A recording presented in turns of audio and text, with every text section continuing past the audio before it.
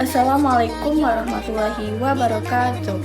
Halo semuanya, perkenalkan nama saya Amelia Angel dari Program Studi Keuangan dan Perbankan Universitas Muhammadiyah Riau.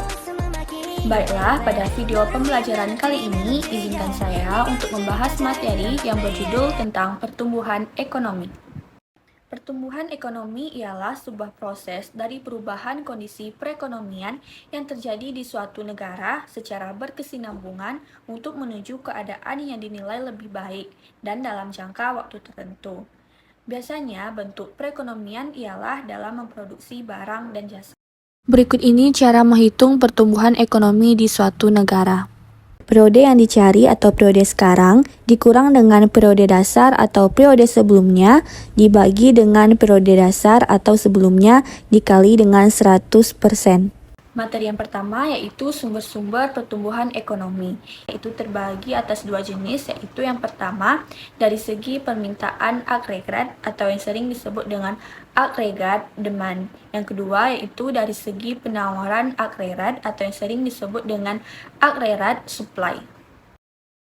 Nah, adapun pengertian dari sisi permintaan agregat ialah peningkatannya di dalam ekonomi bisa terjadi karena produk nasional yang terjadi atas permintaan masyarakat atau konsumen, perusahaan, dan pemerintah meningkat. Sisi permintaan agregat ini terdiri atas komponen, yaitu konsumsi rumah tangga, investasi, konsumsi atau pengeluaran pemerintah, dan ekspor neto. Adapun pengertian dari sisi penawaran agregat ialah pertumbuhan output bisa disebabkan oleh peningkatan volume dari faktor-faktor produksi yang digunakan, seperti tenaga kerja, modal, tanah, dan energi. Kenaikan produktivitas mendorong suatu negara untuk memiliki daya saing yang tinggi dengan tingkat produksi yang lebih efektif dan efisien, serta tenaga kerja yang lebih produktif. Produktivitas ideal di suatu negara akan meningkatkan daya saing dan sekaligus pertumbuhan ekonomi atau kesejahteraan masyarakat di negara tersebut. Nah, materi berikutnya yaitu tentang permintaan agregat atau yang sering disebut dengan agregat demand. Ialah ukuran jumlah total permintaan untuk barang dan jasa yang diproduksi dalam suatu perekonomian. Nah, adapun rumus dari permintaan agregatif yaitu seperti gambar berikut ini.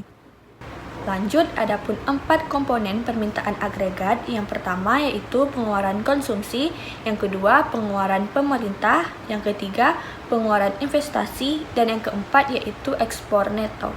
Nah, adapun faktor pertumbuhan ekonomi di negara yang berkembang yaitu 1. Pendapatan per kapita yang masih rendah, yang kedua pertumbuhan penduduk ekonomi yang tinggi, yang ketiga tingkat kemiskinan yang tinggi, yang keempat pendidikan yang masih rendah, yang kelima kesempatan kerja kurang beragam, 6. Angka harapan hidup rata-rata di bawah 60 tahun, kemudian tingkat kesehatan yang rendah, dan yang terakhir yaitu kemajuan dan pemanfaatan teknologi yang masih agak lambat. Nah, adapun 7 faktor penggerak pertumbuhan ekonomi. Investasi yang tepat dalam sektor produktif seperti infrastruktur industri dan teknologi dapat meningkatkan produktivitas dan daya saing ekonomi, sehingga dapat meningkatkan lapangan kerja dan pendapatan masyarakat. Yang kedua yaitu pendidikan.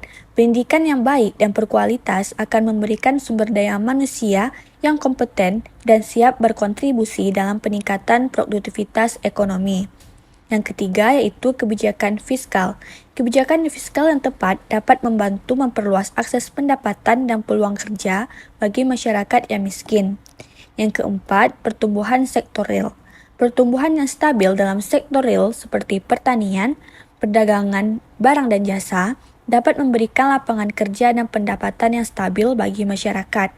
Yang kelima yaitu diversifikasi ekonomi, dapat membantu mengurangi ketergantungan pada sektor tertentu dan memperluas peluang kerja dan pendapatan bagi masyarakat.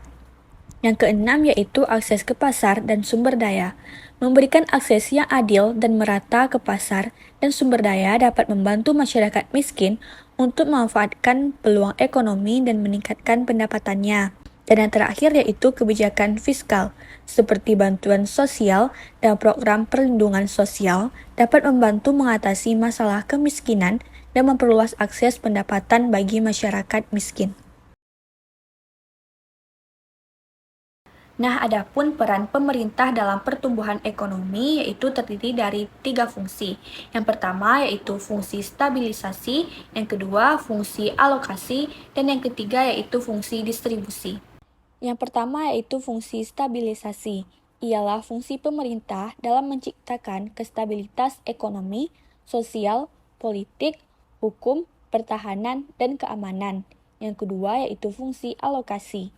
Ialah fungsi pemerintah sebagai penyedia barang dan jasa publik seperti pembangunan jalan raya, gedung sekolah, penyediaan fasilitas penerangan, dan telepon.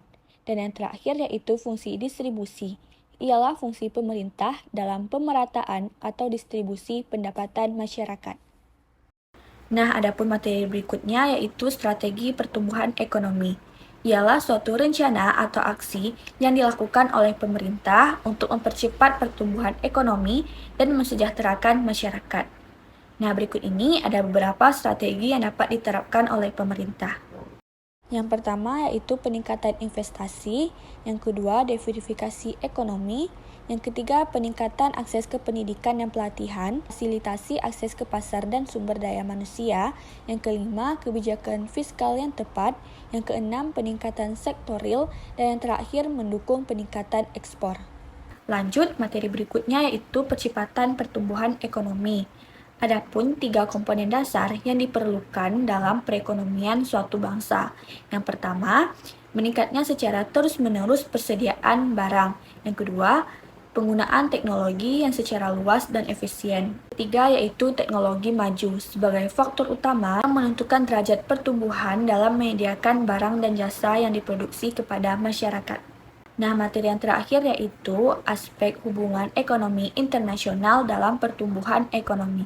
Nah, adapun 2 bidang besar yang penting dalam ekonomi internasional ialah pertukaran jasa dan komoditi yang terjadi antara penduduk di suatu negara dengan penduduk di negara lain, karena adanya keperluan mereka untuk memperoleh jasa dan komoditi barang, berguna untuk memenuhi kebutuhan hidup yang tidak selalu dapat mereka hasilkan sendiri. Yang kedua yaitu pertukaran teknologi dan modal, dalam rangka membantu menggali dan memanfaatkan potensi sumber daya alam yang dimilikinya oleh suatu industrinya. Teknologi yang dimiliki oleh suatu negara mungkin belum cukup canggih untuk mendukung pelaksanaan pembangunan ekonominya, dan modal yang dimiliki oleh suatu negara mungkin belum memadai. Di samping itu, ilmu ekonomi internasional memiliki 2 aspek penting, yaitu perdagangan internasional yang mempelajari dasar-dasar pemikiran tentang perdagangan internasional. Karena itu, lebih bersifat teoritik dan menyangkut jangka panjang. Berikutnya, aspek kedua, yaitu pembiayaan internasional yang mempelajari penyesuaian moneter sebagai akibat terjadinya perdagangan internasional. Karena itu, lebih bersifat jangka panjang. Nah, demikianlah materi yang dapat saya sampaikan. Lebih dan kurang saya mohon maaf. Wassalamualaikum warahmatullahi wabarakatuh. Thank you for watching. Bye.